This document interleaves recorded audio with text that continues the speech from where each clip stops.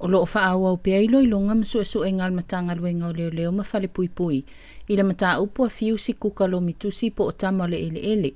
Ma o lea so leo watu e tau fia ile ali i lalo le vava ai ngā leo. Ina ua mautu nisi o lato mau e whaasanga ile ali. Whamani a mai ele komisina o leo a wapa aulongo i tino Filipo i telefou.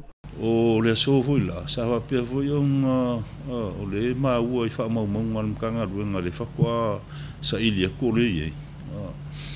O loo iei le outstanding kusaisai, warrant of arrest, le sunga ia si kuka. Sa afia kulanga le whara au whasa inga.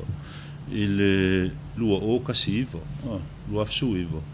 Le alanga koe sa ili mai kai office of Amsinonga. Ia lai maua mai ia le tusaisai lea mai le kausanga nga le foi laua whaaki ngai foi isi morianga i le aso. Ua ono tausanga talu o na iai le poloa inga o le tusaisai.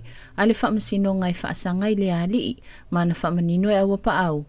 O le alai mo ke le o maa ua. Peo e penga ingi peo conditions nga whaakingo.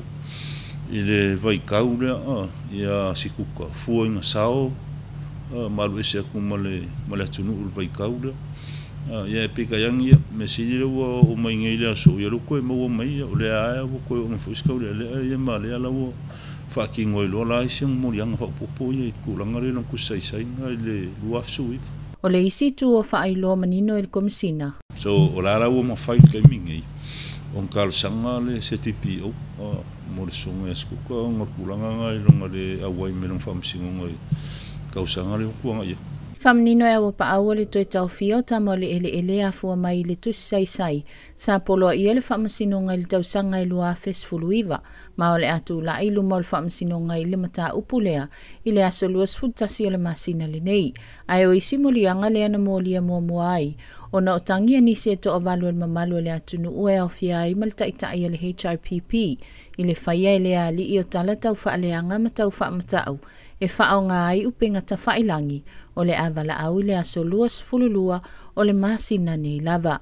Titui tau tua whanene mo talafou.